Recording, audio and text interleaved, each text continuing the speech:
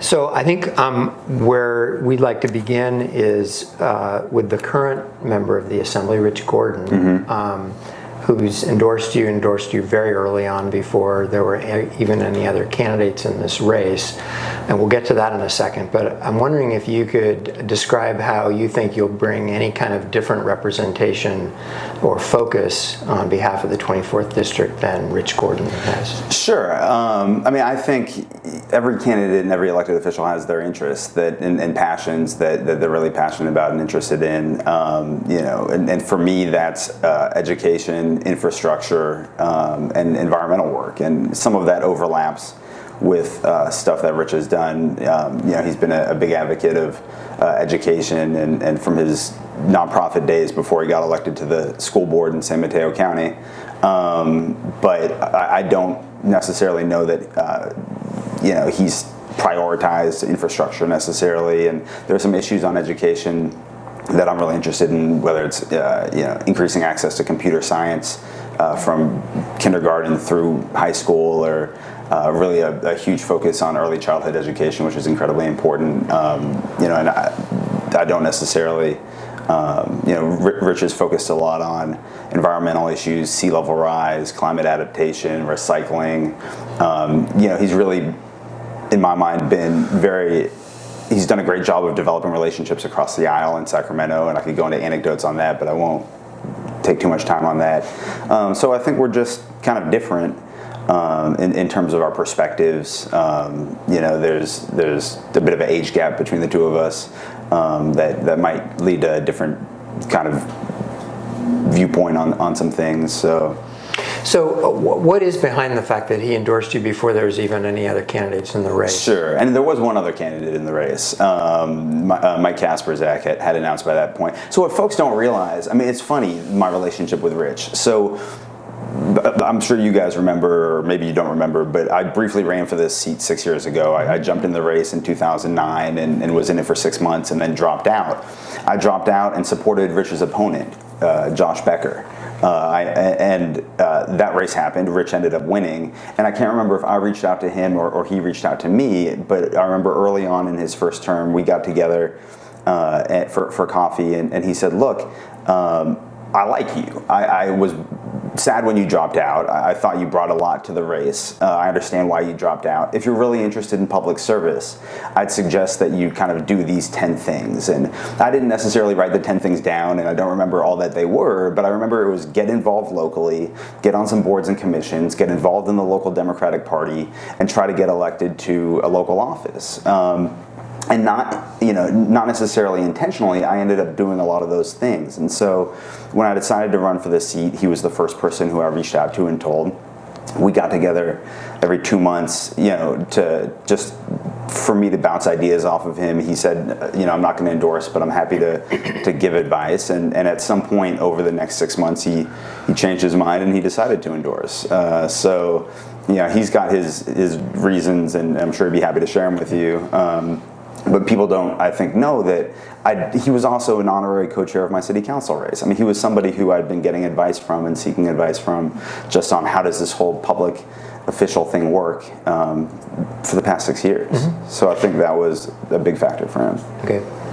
Tell us about your seeking the support of the labor unions, which you received 4 or 5 labor endorsements, including the firefighters, the realtors, not a labor union. Carpenters, that's not a labor union. Yeah. The realtors, yeah. And whether you actively sought those endorsements, just give us the backstory on the union support, and because they've provided a lot of money to your campaign. Sure. So I've, groups, whether it's labor unions or business groups or chamber groups or whatever, reach out to you and ask you to fill out questionnaires and ask if you want to seek their endorsement. For the most part, I've done that for every group. There are some groups that I haven't, some gun rights groups, some far right groups. But I think part of running for office is you meet with people who ask to meet with you, and you answer the questions that they ask, and if they like your answers, then they'll support you, and if they don't like your answers, they probably won't support you. So I've received the support of some labor groups. I haven't received the support of other labor groups.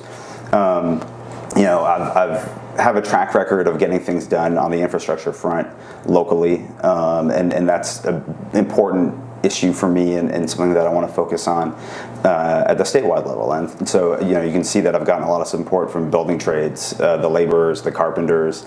I think that stems from the fact that I really want to prioritize a lot of that work. I think that we've neglected our infrastructure maintenance in California a lot over the past 50 years, and just like we had in Palo Alto, it's time that we catch up, keep up, and move forward. And I think that must be something that resonates with them.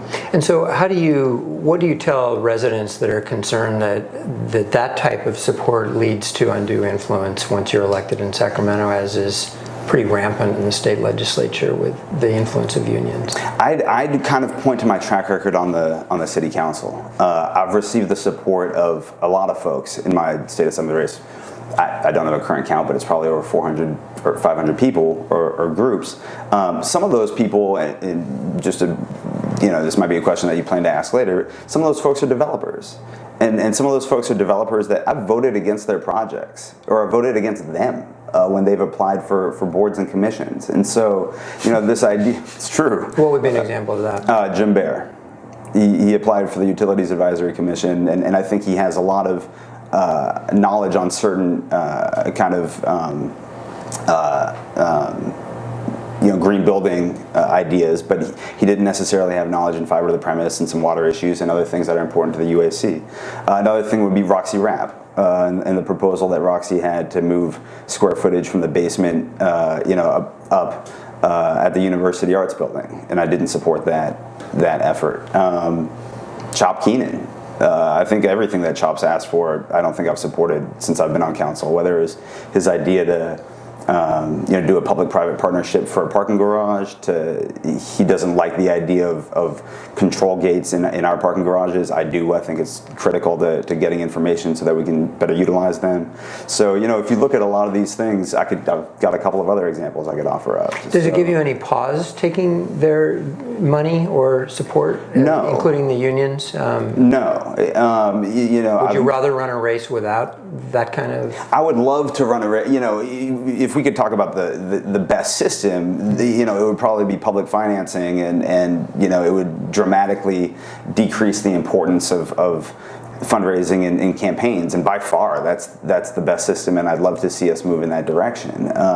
It is really unfortunate the amount of time that candidates have to spend raising money, and it's really unfortunate the fact that that's the first metric that people see, and even now that's a metric that people use to determine momentum and success in a race. So no, the system is broken, but it's the system, and so in a district where there are 500,000 people and likely over 100,000 voters, if there isn't public financing, then it takes money to get your message out.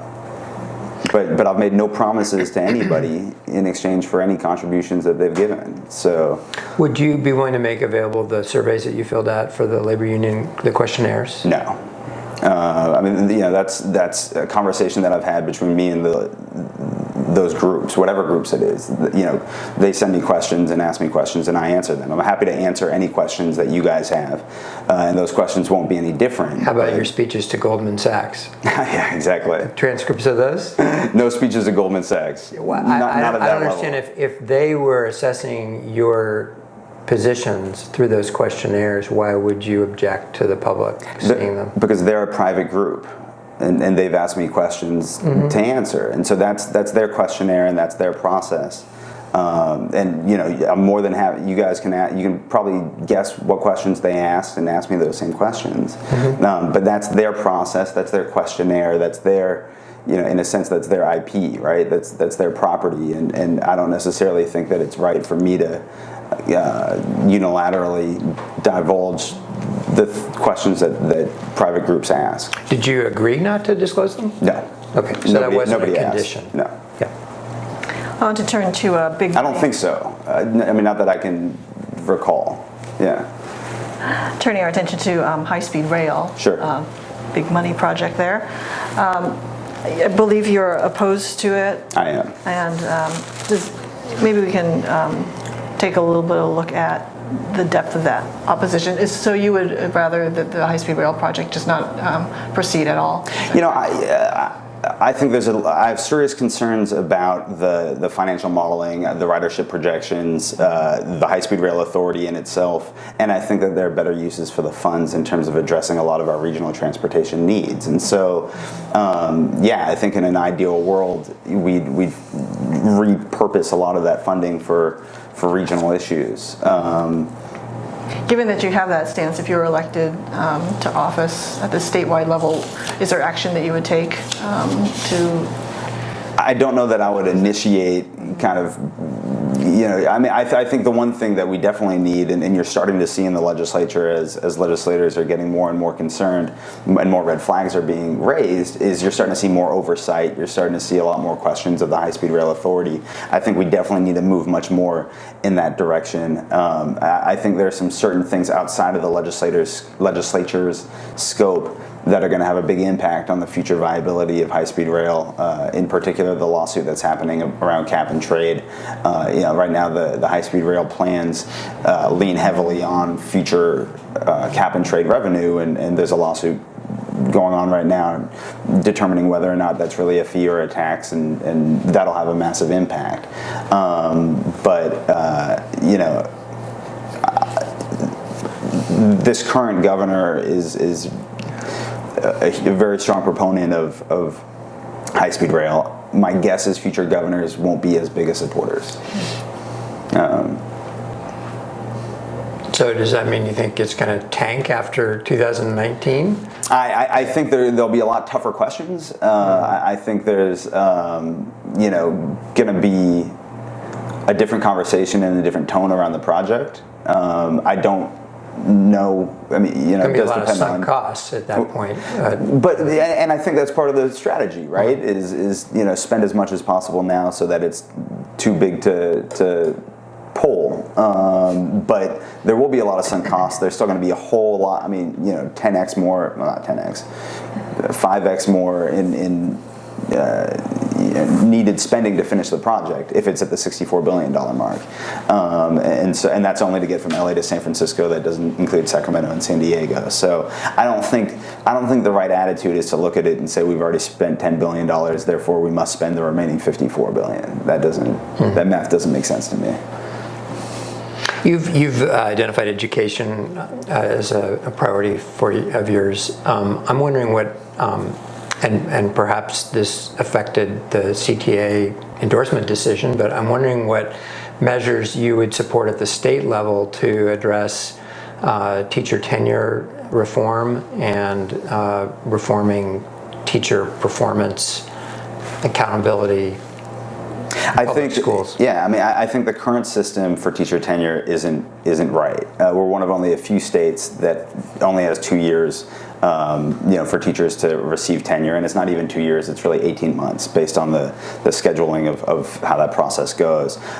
So I think we need to look at a system that allows school districts more time to evaluate teachers and determine, you know, who really has a lot of potential in the profession. I think there are some proposals out there that give flexibility to the school districts. So they say, you know, it can be between 2 and 4 years, let's say. And if a school district thinks that a teacher, you know, is a star and really shows the capabilities necessary to provide them tenure, they can do that earlier, but they have the flexibility to take more time, you know, to get a little bit more data, if you will, to determine whether or not that teacher should get the protections that come along with tenure. So I think something like that, a kind of hybrid model that gives districts more flexibility, would be a step in the right direction. I think that also aligns us a lot more with the majority of the states in the country. On the teacher evaluation component, you know, I do think that we should come up with a system that includes teacher evaluations or includes. Sorry, what was the question again exactly? Well, I'm just interested in right now, a school district to remove a tenured teacher is so difficult and so expensive. Sure. That it rarely happens. Yeah. And I'm just wondering what reforms in the. Yeah, I mean, I think, you know, it's been reported on at great length and with great detail. I remember, I think when I was in law school, there was a expose in the LA Times about this, or maybe it was soon after I was out of law school. The system isn't, I mean, the current system isn't, for teacher removal, is far too onerous. And moving to something that is more similar to what a lot of other public employees get, where you definitely have protections and due process rights, but that it's not so expensive that school districts, will rely on just settling and having a financial settlement instead of going through that process, I think would be a better system. I think there was legislation passed in the past year or two that made that a little bit better. I'm not fully familiar with it, but no, the current system, teachers should have due process rights just like everybody else, but the current system is too slanted towards or against school districts that are trying to take dramatically underperforming and really, the worst teachers out there, from removing them from the classroom, and so that system needs some reform. As a legislator, you're going to need to be addressing school finance, and we're in the unusual position in this particular area, especially Palo Alto and Menlo Park, of having basic aid school districts that are really not any longer dependent on state funding for their major source. But other school districts that are going to be in your district are. And you obviously have school districts like Ravenswood that are spending substantially less per pupil than an area like Los Alamitos or Palo Alto. How would you approach trying to deal with this school finance situation and the inequities involved? And would you support any efforts to equalize across these districts where you've got a basic aid district that's now reliant on property tax revenues versus a district right across the freeway that is not? I guess your first part first. I think the governor's recent change of 3 or 4 years ago to the local control funding formula is a step in the right direction, and it addresses that. Not only do we need educational equality, but we need educational equity in the sense that there are some students that need more resources than others to get to get the skills they need to succeed and go on and go to college and have good careers. And so I think LCFF was a step in the right direction of starting to do that. I don't know that. I don't know what kind of proposals there would be. I don't know that I'd support transfers of funding from a district like PAUSD to Ravenswood. I think the better solution is the state coming up with more resources for districts like Ravenswood. I don't know that I'd want to pit school districts against each other and pit. Well, I don't know that anybody suggested that, but I think that the current system basically is a two-tier system where very wealthy districts, because of their property tax status, have way more resources than their neighboring districts. So I think the answer to that is increase the revenue to those neighboring districts, and identify the funding that you think is necessary to make sure that every kid gets the high quality education they need, and then do our best to get up to that funding level on a consistent and regular basis. I think that's the best way to address that. Okay. One of the tensions that it seems like we deal with in terms of the local government is the housing mandates from the state. And I want to explore a little bit your kind of philosophies of state mandates over density, over housing allotments, that kind of thing, when municipalities have been pushing back, saying that it's not our fair share, it's too much. So where do you stand as far as like ABAG mandates for planning, and then if a city doesn't meet their planning requirement or plans and then fails to produce, do you think the state should take any action to enforce these mandates, these recommend? So the current system is where the municipalities have to plan for a certain amount of housing, and there's no penalties for not building that. I don't know that I would support penalties. It's a very uncomfortable balance, or a very delicate balance between state mandates and local control. And having served on a city council, I definitely see things through that viewpoint. But we do have a housing crisis in the Bay Area and in the state. And so I'd rather see the state provide incentives to additional smart growth. I don't, I guess one of my biggest problems with ABAG and the ABAG process is cities put a lot of time into it.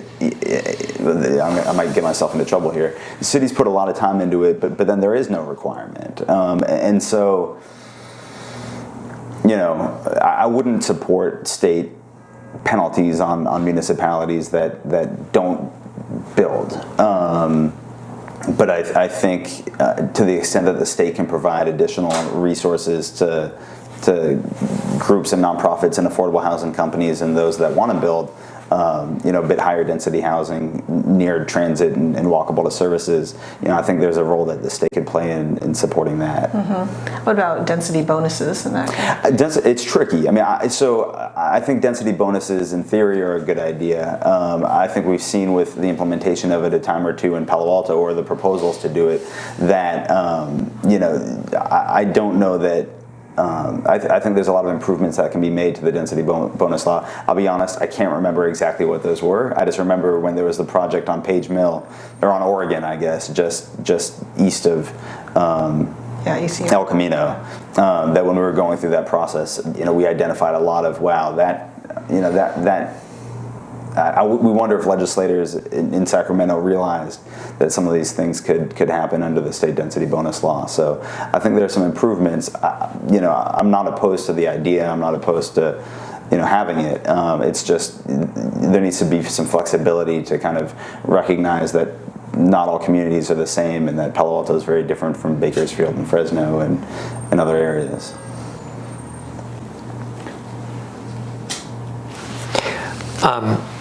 Just to pursue the housing question a little bit further, the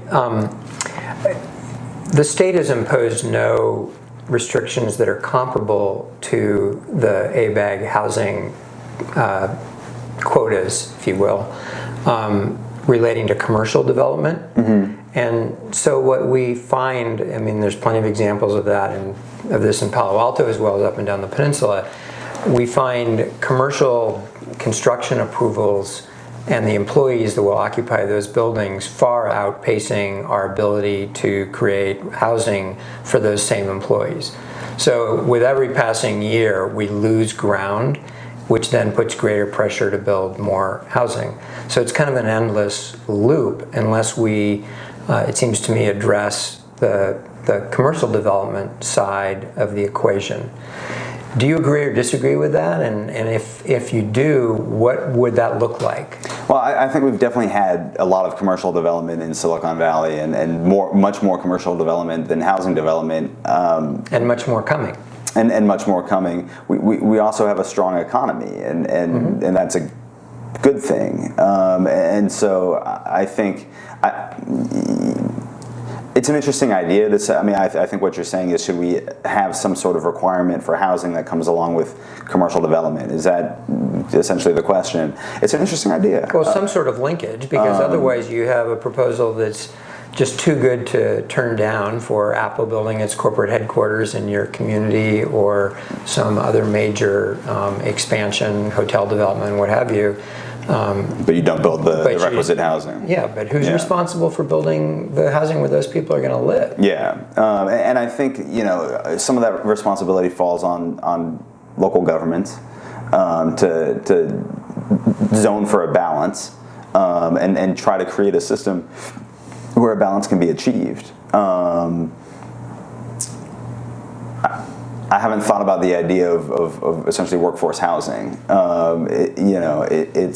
It's interesting. We're past a crisis point in Silicon Valley, and so I'd argue that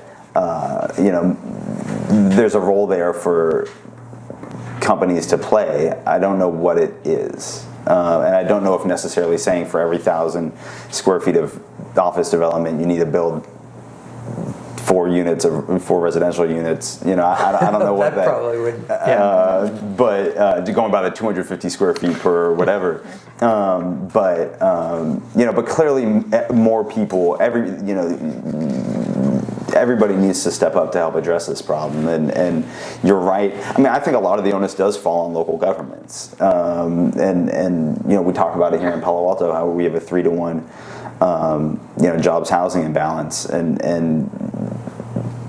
part of that is slowing down the pace of commercial growth, and you know, we've moved to do that in Palo Alto by instituting a 50,000 square foot cap. Part of that is also the other side, and trying to identify areas in town where you can build you know, more housing, trying to identify you know, parts of the code that discourage, you know, higher density or smaller units, or you know, mixed use that encourages housing over retail instead of commercial having to be a part of every, you know, so I think everybody is responsible.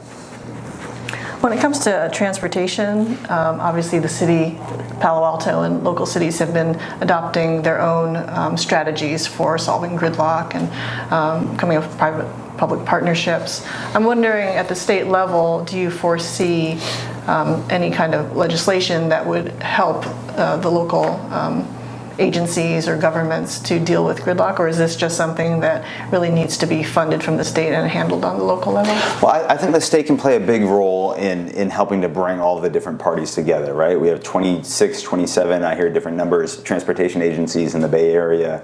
You know, the legislative districts are all carved up, and so everybody cares about their turf, but doesn't necessarily think of you know, for me, it would be people are coming here to work, but we all, you know, whoever represents this district also needs to work closely with the legislators who represent where those people are coming from, because it is, you know, both ends of the commute need to be addressed if we're going to make any sort of headway on this.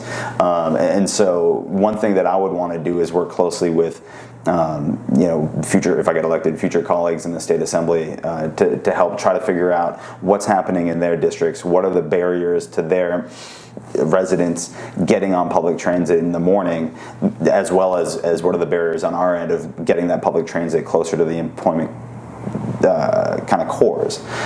So I'm very proud to have the endorsement of almost every assembly member in the Bay Area, from Kevin Mullen to Phil Ting to David Chu to oh, this is terrible.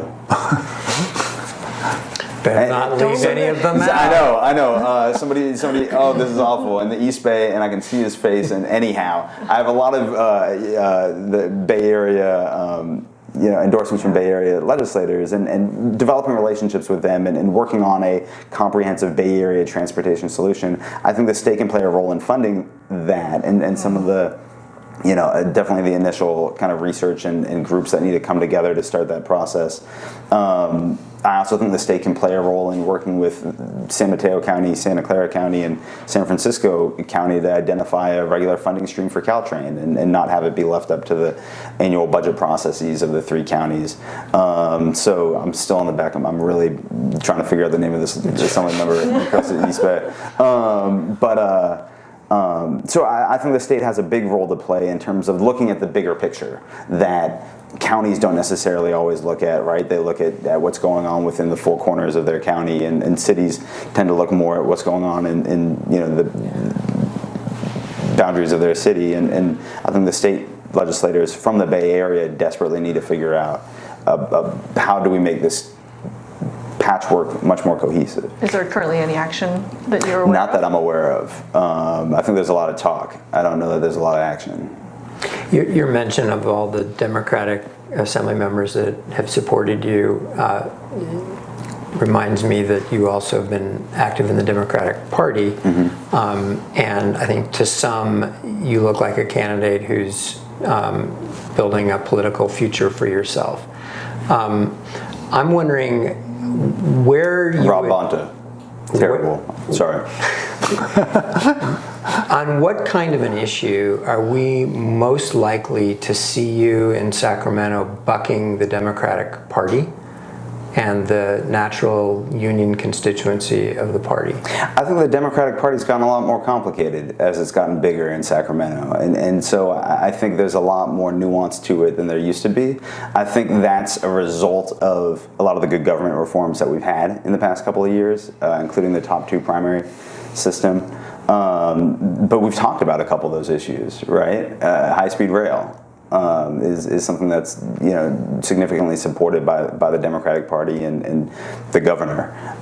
There are some improvements to our education system that we could make that I'll likely not be on the same side as a significant amount of Democratic Party colleagues. So I mean those are two pretty. What about hot law ones. enforcement and the issues that law enforcement cares about? Any issues in particular? Sure. Privacy of officer-involved shooting information, privacy of video that's taken by police, all the transparency issues that deal with law enforcement. So are active. The lobby is powerful, and it has so far kept the legislature from really doing much in the way of transparency in that field. I think now you're talking about the ability of the public or the media to get access to body cams for things that among for other officer things. involved I mean, shootings or there's something basically like that. just a huge push within the law enforcement community for non-disclosure of anything relating to police. Yeah. I'll be honest, it's an issue that I need to spend a little more time looking at. I can see from their point of view, concerns that they have about, there's been a lot of volatility around the country in regards to the law enforcement community, and some of it very deserved, because there have been some really bad actors, in a lot of these instances. It's something I'd have to spend a little more time looking at. Okay. Well, let's just take Palo Alto for an example, because it's a pretty good case study. Palo Alto is wrestling with the issue of what should the policy be about retaining and releasing camera footage that's captured by the police. We have a officer-involved fatality that took place now almost 5 months ago. I was 2 doors down from where I live. And nobody has indicated whether the video will be released ever. The police, who have every right to release it, the city could release it at any time. There's no law prohibiting it. But they're basically deferring to the district attorney. And so there is a question as who should have that, what should the policy be? And should it come at the local level or at the state level for something like that? That's interesting. I think that's something where it might make sense for there to be state policy that all jurisdictions would abide by. I apologize, but it's something that I definitely want to do more research to understand both sides before I come up with a position of my own, and this is the first time it's coming up, and so I'm not prepared to offer up a position on that right now. I'd say first things first, whatever internal review process needs to be conducted to determine whether or not the officers acted appropriately or reasonably, depending on what the level of what the bar is. What happens once with the evidence once that's run its course? I'll be happy to look into it and get back to you guys. But what would be your instinctive concerns about the release of that video? I mean, why not release it 2 days after the shooting? It's not going to change. I mean, it is what it is. Yeah, I've got to go and take a look at what concerns all parties have. I mean, I'm sure they've got. I'm not a police officer, so I can't necessarily put myself in their in their shoes and fully understand the Sure. concerns that they have. But I'd be happy to get back to you guys afterwards, once I've got a chance to take a look at that. Yeah, okay. Yeah. A couple of other areas where there's sort of tension between state authority and either local or private interests that I just want to quickly get your thoughts on. One is the Martins Beach issue over in the San Mateo County coast, where as you know, the courts have ordered the reopening of Martins Lane, and there's a dispute there. The legislature passed a law to essentially sanction the opening of it, or to require the opening of it. What's your view as to what's the legislature's role in that type of dispute? I mean, I think that section of the coast is public land and should be open to the public, and restricting it by blocking it off and not allowing public access is inappropriate. So I'm perfectly satisfied with the state playing a role in making sure that the public has access to the benefit and enjoyment of the coast. But is the key question there the fact that it had been opened by the previous owner, or is it that every access point to the coast, in your opinion, should be open at all times?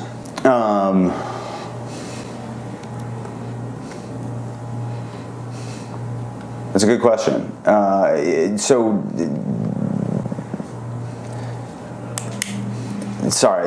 the previous owner had provided access, and then a new owner decided, I don't want to give people access across this road anymore. Yeah. It's a private road. Yeah. So he closed it. It's a private road to a public space. Right, just like in Malibu, there are designated access points, but I can't go through somebody's yard to get to the beach. Yeah. So I guess sorry, I wasn't sure exactly what your question was. So I mean, no, they're private personal property rights, and people shouldn't be able to trample through your backyard to get somewhere. Maybe it is a situation where in those instances, an agreement needs to be reached to make sure that there is some public access point, to allow enjoyment of it. That doesn't mean that you can walk through somebody's living room, if that was what you were asking.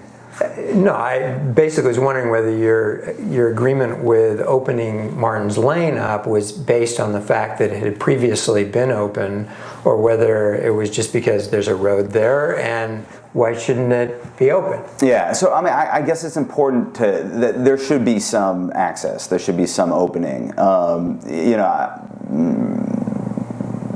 not sure that just because something was open in the past necessarily means that it should be open, that specific point should be open. Okay. Well, that was the issue in that case. Yeah.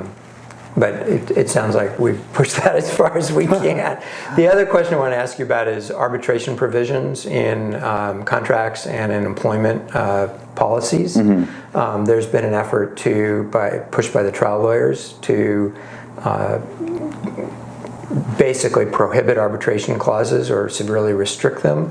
Are you in favor of that, or in favor of allowing them or restricting them? I have serious concerns you want about to express the viewpoint. Yeah. I mean, no. I think there are a lot of concerns about, and I think the New York Times did a kind of 3-part expose on it, of where should you have an arbitration provision in a contract that isn't really negotiated and that isn't negotiable, because these are like software licenses or car rental agreements, that kind of thing. Yeah, and so I mean that does create some unease for me. It's not something where I've fully formulated a position, but I definitely see the concern from a lot of consumer rights folks about the fact that people are being forced into these arbitration provisions without any ability really to negotiate those contracts. What about personnel policies that provide for an arbitration resolution of a dispute as opposed to a court action? That's become very commonplace among companies because the degree of frivolous lawsuits being brought just for settlement value was just killing small and medium-sized employers, and so the whole trend has been towards arbitration alternatives. Yeah, I mean, I guess you could argue that those contracts are more likely to be negotiated, but probably not realistically. If an employee or if an applicant were to try to negotiate that, they probably just wouldn't get the job. Right, exactly. So you know, that could. I'm not sure if that's an area where too much power is being, you know, is moved in one direction. I'll have to give that some thought. Okay. Yeah. Okay. I've thought about it a little bit more in some of these massive, I mean, you know, these larger Right. companies Right. and consumer contracts, but I hadn't given it much thought in the employee context. Okay. One of the issues that you said is important to you is the environment, and just briefly, because I know we're running out of time, I was wondering what, if elected, what would be the first area of environmental legislation that you would either support or that you would step forward on? I mean, I'd say one of the biggest things that we need, which is environmental and I think infrastructure, is creating a statewide system of fast EV charging, electric vehicle charging stations. There was a company, the leading rideshare or car share company in San Diego, I think Rides to Go was its name, about a month and a half ago announced that in San Diego they had a full fleet of electric vehicle charging station, they had a full fleet of electric vehicles for their company, and they're now moving to a full fleet of gas-powered cars because there weren't enough EV charging stations. Yeah, we're moving in the wrong direction on that front, and if we don't provide the infrastructure for electric vehicles to stay on the road, we're not going to get the adoption levels that we need to really see the slowing the pace of climate change that we're trying to accomplish. So it's something that the state is currently kind of grappling with. I think we need to do more. I think there are more areas of opportunity to make sure that we have that statewide system, allowing them at rest stops on the highways, which apparently currently they're not allowed to be at, which, yeah, it seems like the most logical place.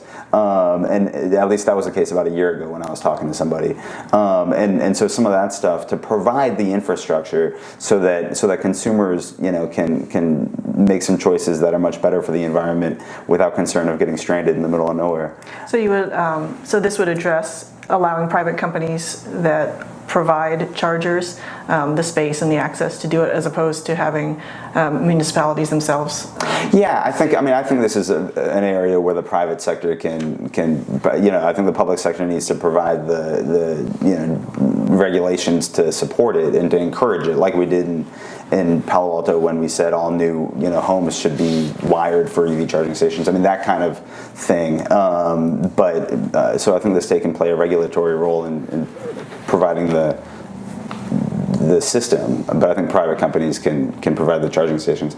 Sea level rise is sorry, I'm going to mention another one, but I mean, sea level rise is critically important to this district. The district includes miles of bay and over 30 miles of coast, and they're totally different issues on both ends of both kind of protecting ourselves from sea level rise on the bay and you know, making sure that we restore the tens of thousands of acres of wetland restoration necessary to be that natural protection against sea level rise, but also on the coast issues of climate adaptation and just kind of, you know, acknowledging the fact that there's going to be a certain amount of coastal erosion, and how can we think long term about this to put ourselves in the best situation to withstand it.